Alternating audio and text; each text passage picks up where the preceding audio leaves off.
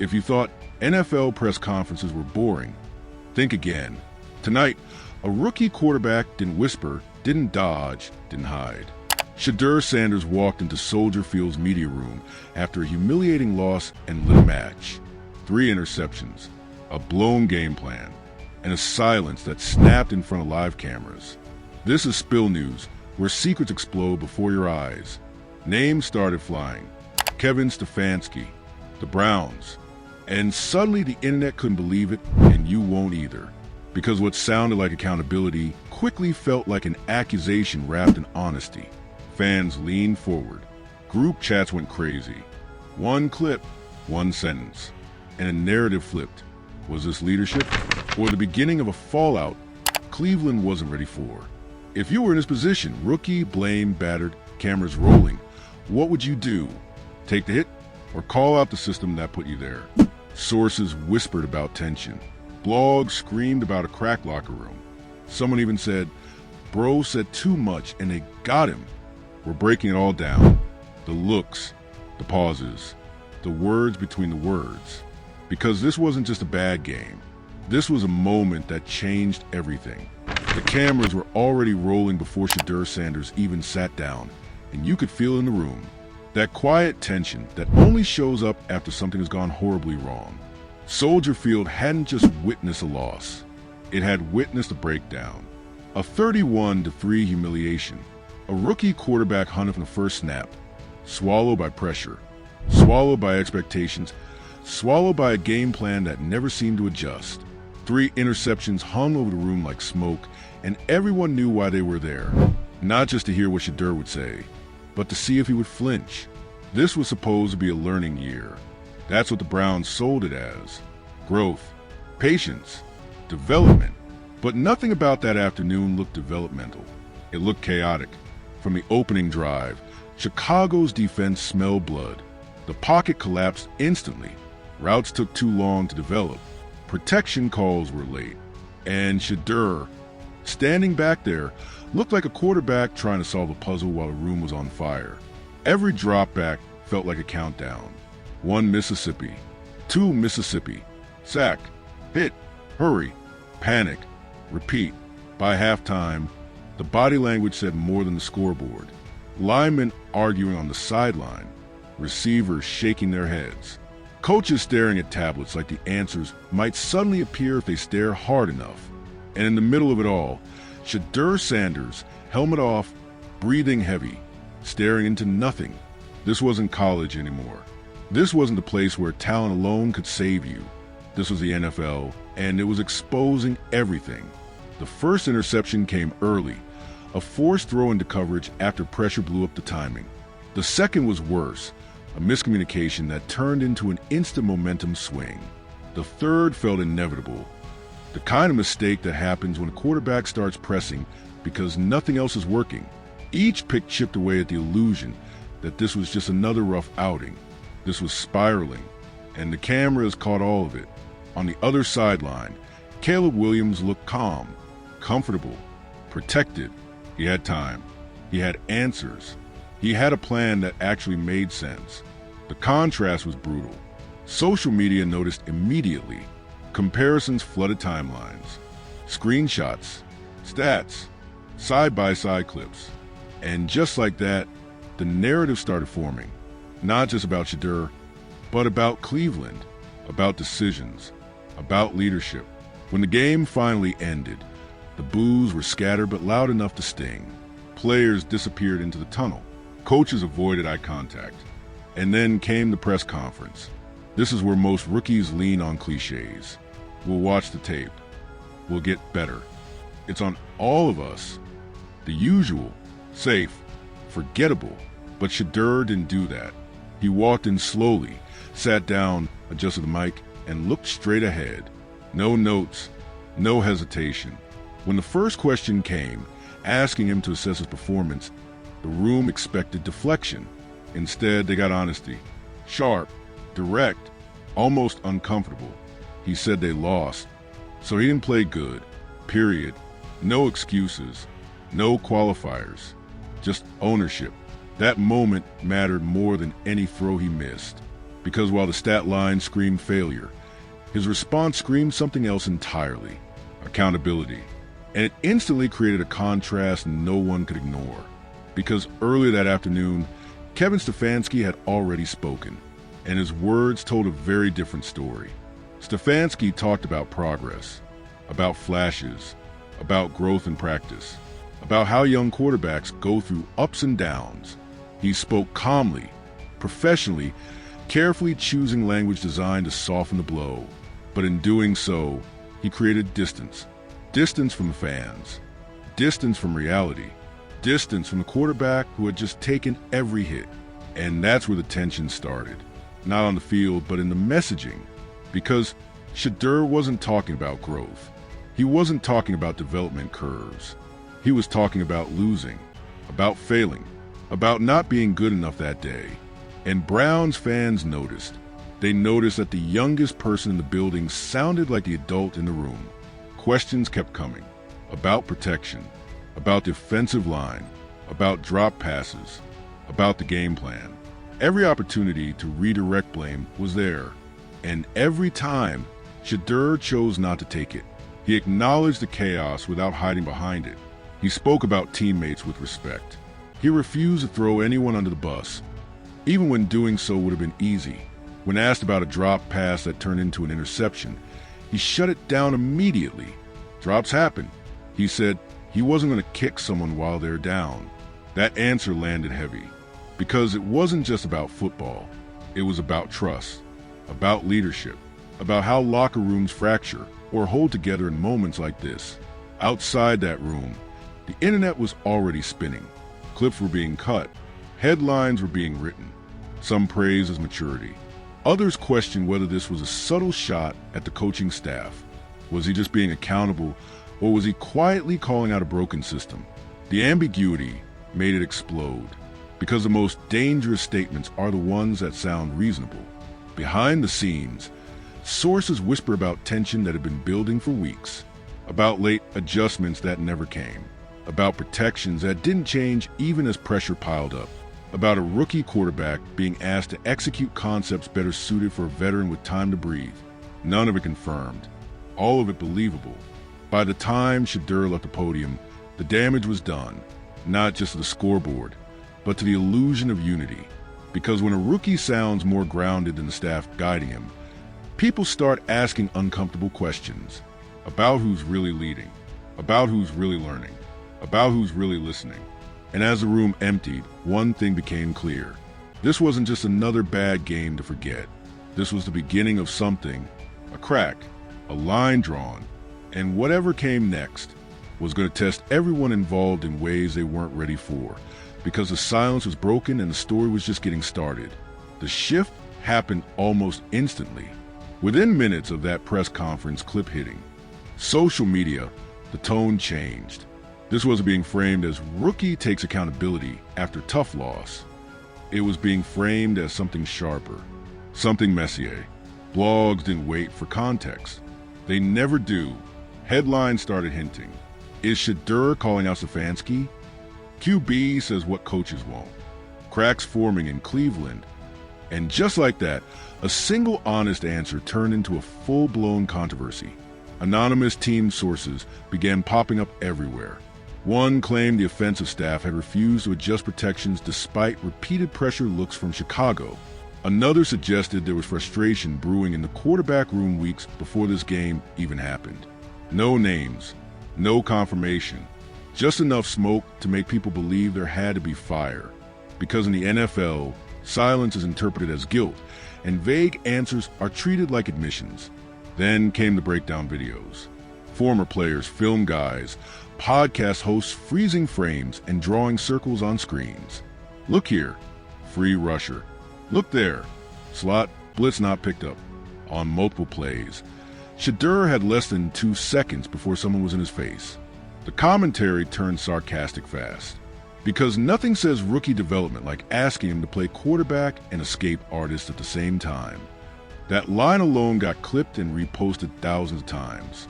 One analyst even joked that the Browns' offensive line looked like it was sponsored by a turnstile company. Laughs followed, but the point stuck. Protection wasn't just bad. It was predictably bad. And that's what made people start questioning the game plan. Why weren't there more quick throws? More max protect looks? More rollouts? Why did it feel like Chicago knew exactly what was coming? Then the rumors escalated. A supposed leaked message started circulating in fan forums, allegedly from someone close to the situation. It claimed Shedeur had questioned a specific third down call on the sideline and was brushed off. Was it real? No one could prove it. Did it spread anyway? Instantly. Screenshots don't need verification to go viral. They just need to feel true. The internet ran with it. So the rookie sees it, but the coach doesn't? This is how locker rooms fall apart. Cleveland ruining another QB. Old wounds reopened. Fans brought up past failures, past quarterbacks, past promises. The Browns' history became part of the story again, dragged into present like an unresolved curse. Meanwhile, the organization stayed quiet. No immediate clarification. No strong rebuttal. Stefanski doubled down on his original stance during a radio hit, reiterating belief in the process and the plan. But instead of calming things down, it poured gasoline on the fire. Because the fans already upset, trust the process sounded like denial, like deflection, like the same old script. And Shedeur, he didn't add fuel. He didn't tweet. He didn't subtweet. No cryptic emojis. No like comments. Nothing, which somehow made it worse. Because when a player speaks once and then goes silent, people assume the silence means something, that he'd been told to stop talking, that someone above him wasn't happy. Another layer emerged when attention shifted to the Jerry Jeudy interception. Slow-motion clips showed the ball hitting hands. Analysts pointed it out. Fans argued. Some said that pick shouldn't even count against Shedeur. Others said quarterbacks still wear it. When reporters asked Shedeur about it, his answer stunned people. He refused to blame Jeudy. Said mistakes happened. Said he wasn't going to pile on. That response got replayed almost as much as the original accountability quote. Because again, it created contrast. The quarterback protecting his teammate, the organization protecting the system, and the fans caught in between, trying to figure out who to believe. Then came the whispers about the wristband. Early in the game, cameras caught Shedeur on the sideline without it, talking animatedly to staff. That moment got dissected, like it was a Zapruder film. Was the play sheet wrong? Did something change mid-drive? Did he lose access to the calls? When asked, Shedeur brushed it off, said the card fell out. That was it. Simple. But by then, simplicity didn't sell. People wanted drama, and they got it when former players started weighing in. One ex-quarterback said on a podcast that the worst thing you can do to a young QB is put him in a scheme that doesn't protect him, then talk about progress afterward. Another said leadership is revealed in losses, not wins, and hinted that Cleveland's messaging felt backwards. The reaction snowballed. Fan bases from other teams chimed in. Free him. He deserves better. Watch how fast this turns ugly. Even neutral observers admitted something felt off. Not explosive yet. Not a scandal in the legal sense, but a cultural fracture, the kind that starts with words.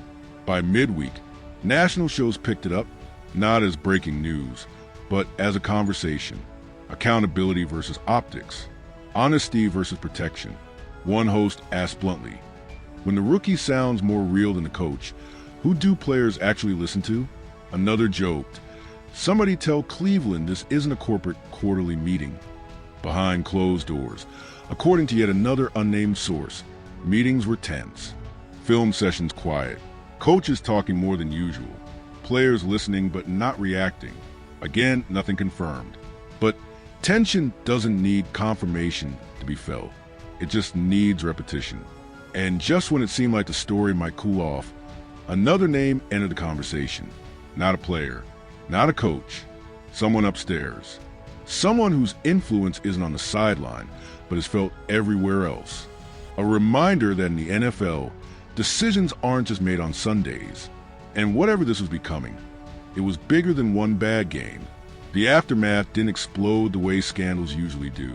There was no firing, no emergency press conference, no public apology tour. Instead, it settled into something far more dangerous. A quiet tension, the kind that lives in hallways, in meeting rooms, in looks that last a second too long, the kind that doesn't trend for long, but changes everything underneath. Shedeur returned to facility the next morning like nothing happened. Same routine, same posture, same focus. Teammates noticed. He wasn't sulking. He wasn't loud. He wasn't defensive. He watched film. He asked questions. He took notes. And that almost made it worse for people who wanted drama, because it didn't fit the script. No meltdown, no visible crack, just a young quarterback processing a public beating and moving forward. But behind the scenes, the conversations were different. According to multiple insiders who spoke on condition of anonymity, the film session following the Bears' loss was one of the quietest of the season. Coaches pointed things out. Players nodded. But there was an unspoken awareness in the room. Everyone knew what the tape showed. Missed pickups, slow developing concepts. Repeated look Chicago clearly anticipated. The film didn't lie, and it didn't flatter anyone. Kevin Stefanski addressed the team with the same calm tone he always used. Emphasize fundamentals. Emphasize improvement. Emphasize staying the course. But for some players, the words felt disconnected from what they just lived through on the field, and that disconnect lingered. National media began reframing the story, not as a quarterback controversy, not even as a coaching controversy, but as a leadership question. Who sets the tone when things fall apart? Is it the head coach protecting the process, or the quarterback owning the result? That debate fueled segment after segment, not because it had a clear answer, but because it didn't. Former players weighed in with mixed takes. Some defended Stefanski, saying it's a coach's job to shield young players publicly. Others praised Shedeur's honesty, arguing that accountability builds credibility in a locker room faster than any scheme ever could. The split mirrored what fans were feeling. Torn between patience and frustration, between hope and deja vu, the Browns organization tried to reset the narrative quietly. Practice clips released showing Shedeur smiling, throwing clean passes, joking with teammates. A subtle message. Everything's fine. Business as usual. But fans have seen that movie before. They know how quickly fine turns into finger-pointing once losses stack up. The upcoming game against Buffalo loomed like a test no one wanted to acknowledge out loud. A tougher defense, more pressure, less margin for error. Analysts framed it as a measuring stick, not just for Shedeur's arm or decision-making, but for his resilience. How do you respond after being publicly dissected? After your worst game becomes your most defining moment so far? Privately, some within the building wonder the honesty that earned Shedeur praise might eventually work against him. Not because it was wrong, but because the NFL isn't always kind to people who speak plainly. There's an unspoken rule. Say the right things. Say them the right way. And don't disrupt the hierarchy. Whether Shedeur crossed that line or not depended on who you asked. But what couldn't be denied was this. He didn't hide. He didn't fold. He didn't retreat into silence out of fear. He spoke once clearly and let the chips fall. That takes a specific kind of confidence. Not the loud kind, the quiet, unshakable kind. The kind that doesn't panic when narratives spin. As the week went on, the noise slowly shifted to something else. Not outrage, curiosity. People started asking different questions. Not is he ready, but what happens if he is? What happens if this rookie, battered and criticized, keeps responding with poise? What happens if the leadership fans see in press conferences starts showing up consistently on Sundays? And what happens if the disconnect between accountability and messaging doesn't close? Because that's the real tension here. Not interceptions, not play calls, but alignment. When players and coaches aren't speaking the same language publicly, it eventually bleeds into performance. Trust erodes quietly. Confidence wavers subtly. And organizations that ignore those early signs often pay for later. There was no final betrayal this week. No dramatic walkout. No leaked audio of a screaming match. Just something more unsettling. A sense that the story is unfinished. That the loss to Chicago wasn't an ending, but a turning point. A moment people will look back on and say, that's when we should have paid closer attention. Shedeur didn't vanish. He showed up every day, calm, focused, unchanged. The questions around him, though, are growing louder about how much he can carry, about how much he should have to, about whether Cleveland is ready to meet the standard its own quarterback is setting. And maybe that's why this moment matters. Because scandals aren't always about secrets or crimes or leaks. Sometimes they're about contrast, about what people say versus what they do, about who takes responsibility when everything goes wrong. The scoreboard will reset next week. The stats will fade. Another game will be played. But that press conference clip, that honesty, that stays. It lingers. And whether it becomes a foundation of something real or the first chapter of another Cleveland cautionary tale depends on what happens next. Because in this league, silence can protect you. But honesty changes things. And once it's out there, there's no putting it back. Before you scroll away, let's be real for a second. This wasn't just about 3 interceptions or one ugly loss. This was about leadership showing up when everything is falling apart. A rookie quarterback standing in front of the world and saying, I wasn't good enough, while the system around him talked about progress and patience. So here's the real question. Who do you believe? Do you respect Shedeur Sanders for owning the loss and protecting his teammates, even when it would have been easy to shift blame? Or do you think this kind of honesty creates problems inside an organization that already feels fragile? Is this the mark of a future franchise quarterback, or the warning sign that Cleveland is once again setting someone up to fail? Because let's not pretend this story is over. Buffalo is coming. The pressure is increasing. And every snap from here on out is going to be judged through a different lens. Every decision, every quote, every win or loss. The spotlight is on, and it's not turning off anytime soon. Drop your honest thoughts in the comments. No filter, no fan bias, just real football talk. Was Shedeur right to speak the way he did?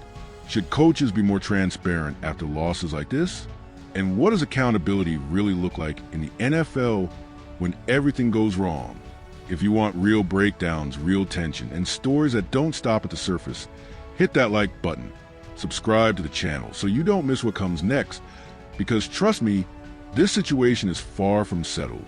Turn on notifications, stay locked in, and remember one thing. In this league, the loudest moments don't always happen on the field. Sometimes they happen at a podium with a microphone and the courage to tell the truth.